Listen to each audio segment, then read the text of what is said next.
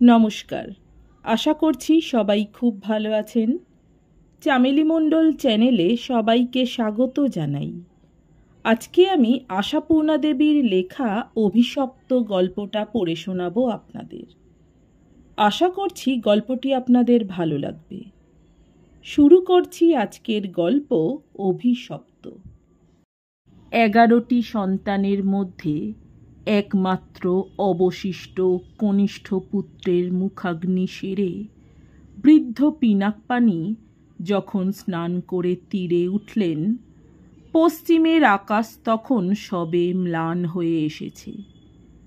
গোধূলি বেলায় সারা পৃথিবীর বুকে মুঠি মুঠি সোনা ছড়িয়ে দিয়ে হঠাৎ যেন আকাশ চমকে উঠেছে অপরিমিত অপব্যয়ের অঙ্ক দেখে।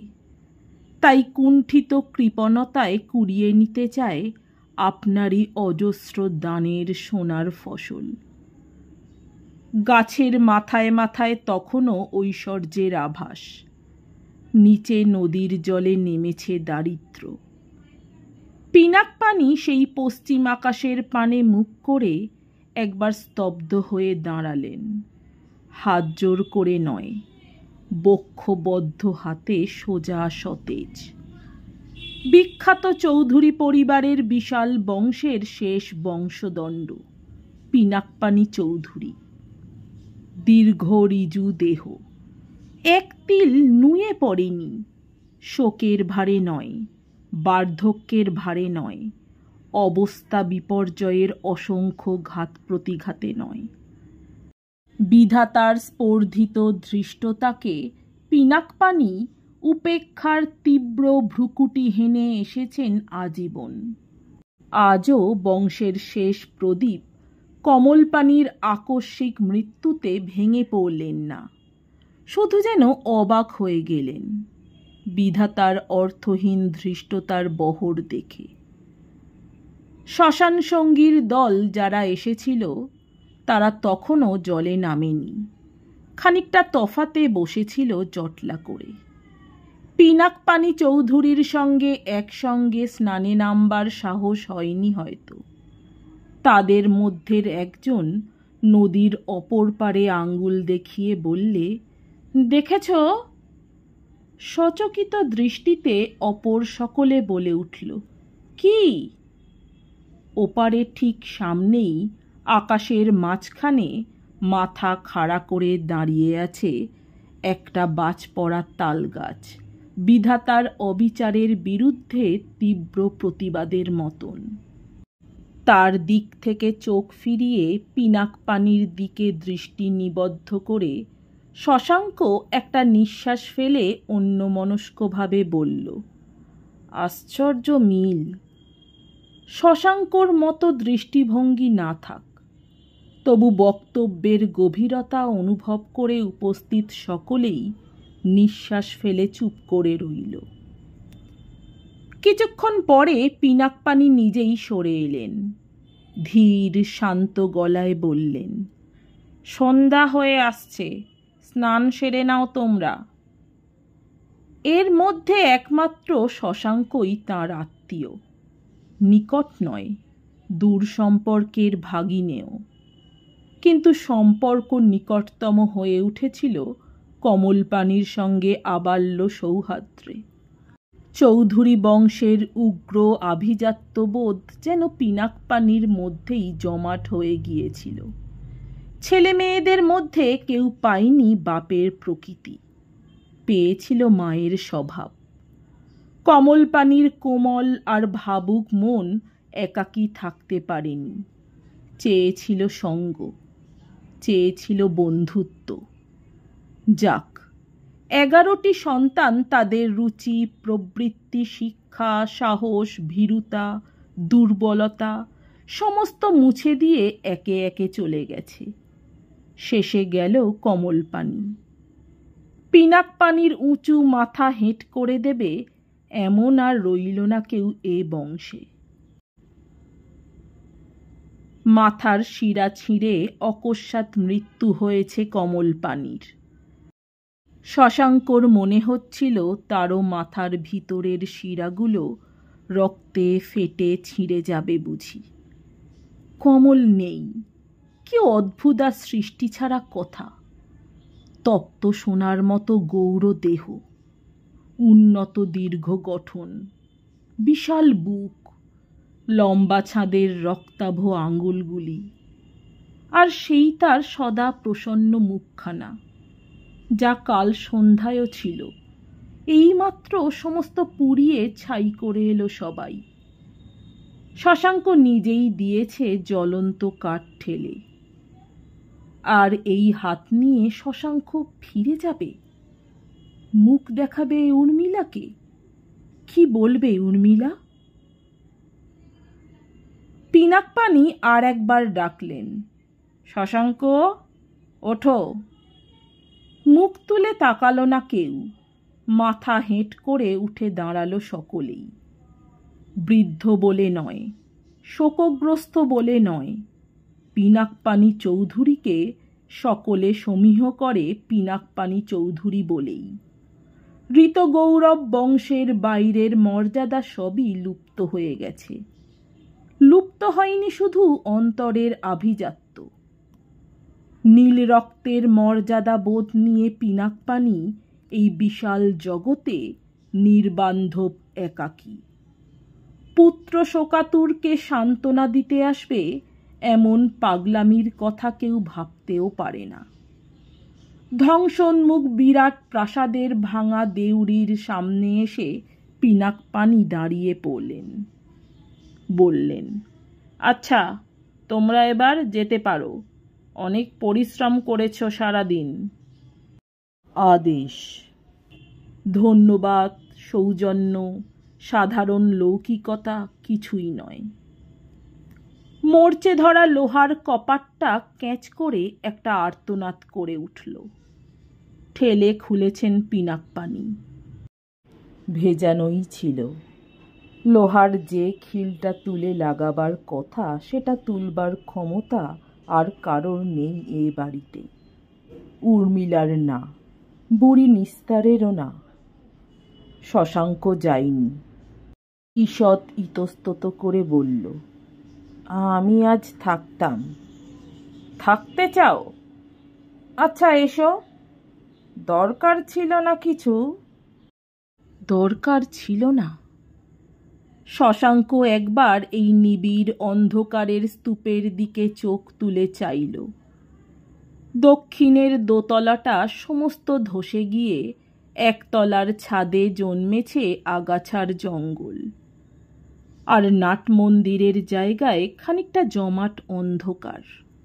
দিনের বেলা দেখা যায় 2 শতাব্দী আগের ছোট ছোট পাতলা ইট, গোল, চৌকো, অদ্ভুত সব আকারের, জমে পাহাড় হয়ে আছে। দেউড়ির খিলানটার একটা স্তম্ভ কবে খসে পড়েছে, আর একটা স্তম্ভ অবিকৃত দাঁড়িয়ে রয়েছে তার অসংখ্য কারুকার্য আর সিংহের থাবা নিয়ে। আমলা কর্মচারীদের ছোট ছোট ঘরওয়ালা একতলা মহলটা এদিক ওদিক খোলা হাহা করছে। একটারও কপাট নেই। তোষাখানা, মালখানা, নজরঘর ইত্যাদি অসংখ্য মহল বালির আস্তর ঘুচিয়ে, কপাট হারিয়ে, ছাদ ভেঙে পড়ে আছে অনেক ঝড় বৃষ্টি শীত গ্রীষ্মের চিহ্ন বুকে নিয়ে মহাকালের নীরব সাক্ষীর মতো। শুধু অন্দরমহলের খানকয়েক ঘর এখনো সম্পূর্ণ অব্যবহার্য হয়ে পড়েনি। তারই একটাতে থাকেন পিনাকপানি, তার 6খানা পায়া লাগানো 3 হাত উঁচু পালঙ্ক নিয়ে। দূরত্ব বাঁচিয়ে ওদিকের একটা ঘরে কমলপানি থাকত তার এসরাজ, বই আর বউ নিয়ে। সেখানে ছিল শশাঙ্কর অবাধ গতি। পিনাকপানি কোনোদিন লক্ষ্য রাখেননি তার গতিবিধির। মামার পিছন পিছন শশাঙ্ক ঢুকল ধীরে ধীরে, সাবধানে। মরচে ধরা লোহার কপাটটা ঠেলে বন্ধ করতে গিয়ে দেখল রীতিমতো শক্তির প্রয়োজন। এই কপাট খুলতে এ বাড়িতে আর কে আসবে? কোন শক্তিধর? উর্মিলা আছে এখানে, এই বিরাট রাক্ষসপুরীর কোন অন্ধকার কোণে। পিনাক পানির প্রয়োজন না থাক, তার কি প্রয়োজন নেই সান্ত্বনার? অনেক গোলকধাঁধা পার হয়ে নিজের ঘরে ঢুকে পিনাক পানি যেন প্রথম লক্ষ্য করলেন শশাঙ্ক তাঁর অনুসরণ করছে। আচ্ছা, তুমি তাহলে পাশের ঘরে শুয়ে পড়ো শশাঙ্ক, আজ রাত্রে তো আর খাওয়া দাওয়ার ব্যবস্থা কিছু। বলে ছখানা পায়া লাগানো 3 হাত উঁচু পালঙ্কের উপর উঠে শুয়ে পড়লেন। অস্ফুট ব্যাকুল কণ্ঠে শশাঙ্ক বললে, বৌদি? বৌমা? ও, নিস্তার আছে তার কাছে। ব্যাস, সদ্য স্বামীহারা অসহায়া তরুণী, তার জন্যে আর কিছু ভাববার নেই। শশাঙ্ক স্তব্ধ হয়ে তাকিয়ে রইল। এই ঔদাসীন্য, এই নির্বিকার নির্লিপ্ততা, এ কি সত্যই স্বাভাবিক? প্রলয়ের ঝড়েও চূর্ণ হয়ে যায় না এই পাষাণের বাঁধ? হঠাৎ শশাঙ্ক মরিয়া হয়ে বলে উঠল, তার সম্বন্ধে একটু খোঁজ নেওয়া দরকার নয় কি? দরকার? ঈষৎ হাসলেন পিনাক পানি। কাউকে শোকে মারা পড়তে দেখেছ কখনো? চেঁচাবে, আছড়াবে, চুল ছিঁড়বে, বুক চাবড়াবে, আবার এক সময় স্থির হয়ে যাবে। কিন্তু উর্মিলা কি সেই প্রকৃতির মেয়ে? শশাঙ্কর মনে পড়ল তার সেই আর্ত অসহায় মুখ, যখন কমল পানিকে ঘর থেকে তুলে নিয়ে এলো ওরা। মুহূর্তের জন্য একবার খসে পড়েছিল মুখের আবরণ, খসে পড়েছিল বনেদি ঘরের আব্রু। বান খাওয়া পাখির মতো লুটিয়ে পড়ে একটিবার শুধু চেঁচিয়ে উঠেছিল, ঠাকুরপো, তোমার পায়ে পড়ি ভাই, নিয়ে যেও না। সে অনুরোধ রাখেনি শশাঙ্ক, রাখবার নয় বলেই রাখতে পারেনি। কিন্তু এ কি নিষ্ঠুরের মতো ব্যবহার তাদের! কি দুর্দশা ঘটল উর্মিলার, একবার দেখবে না? নিশ্চিন্ত হয়ে শুতে যাবে।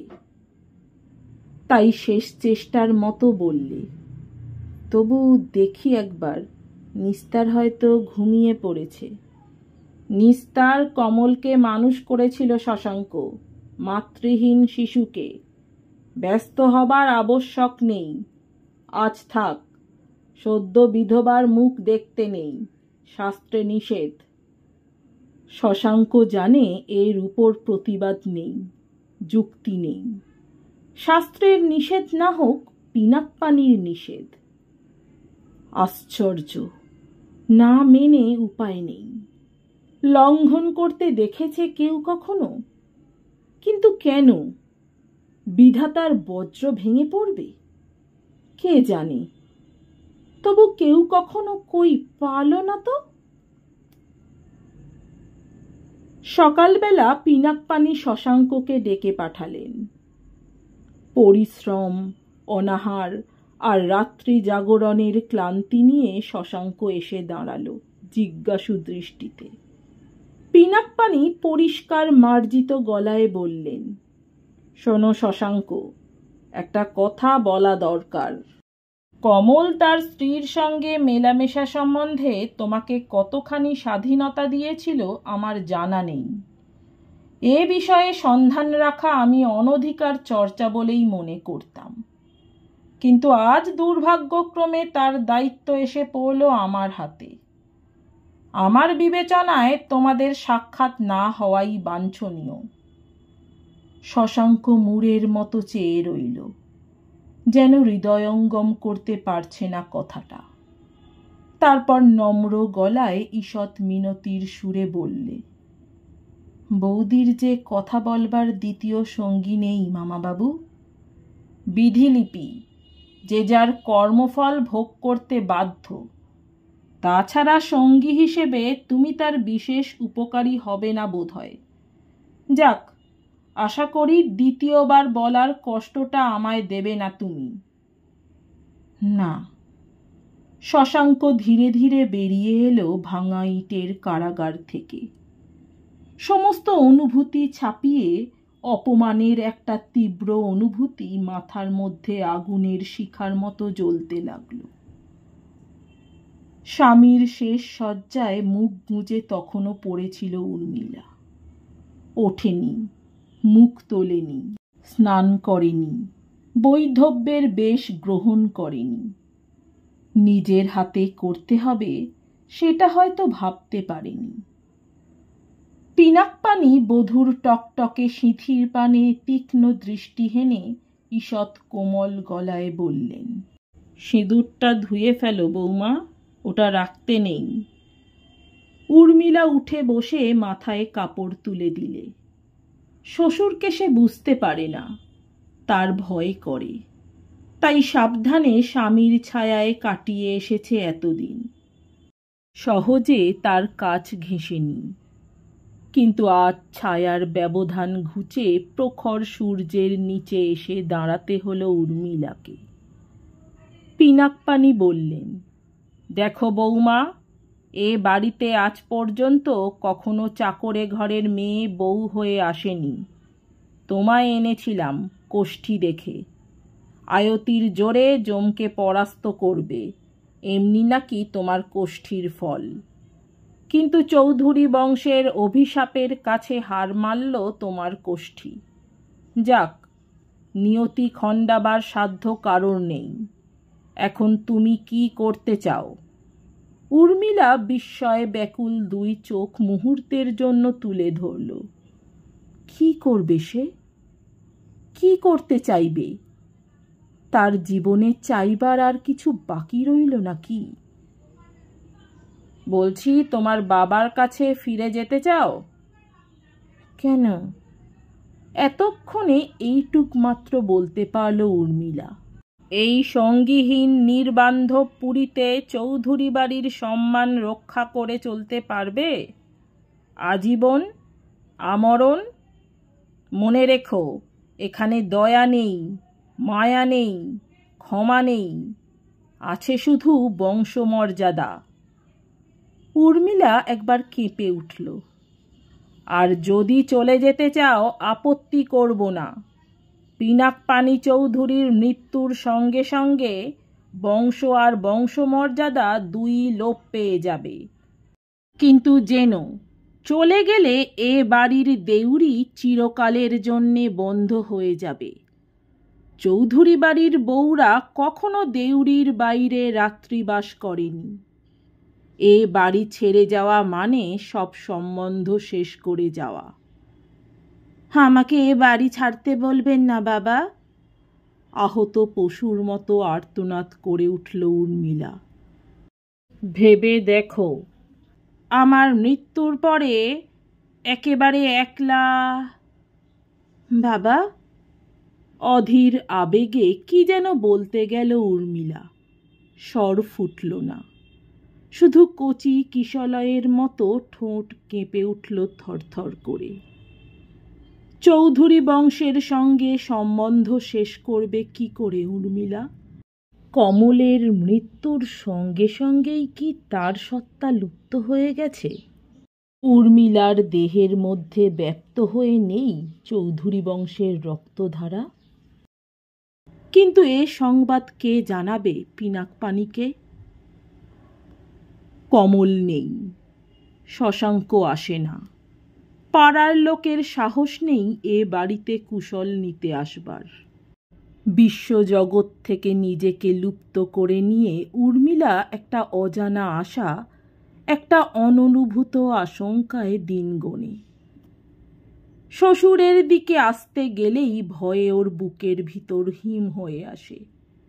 ভাত বেড়ে দিয়ে সরে যায়, বলে, নিস্তার, ডেকে দাও। নিস্তার মাঝে মাঝে বলে, বাবুকে এইবার বলি, বৌমা, একটা ব্যবস্থা তো করতে হবে।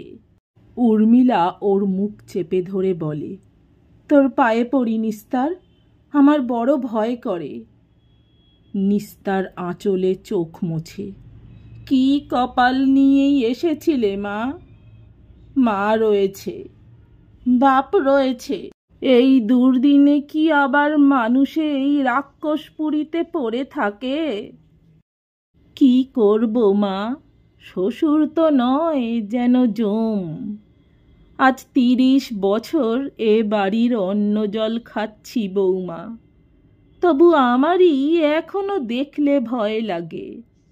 তুমি তো কচি বাচ্চা।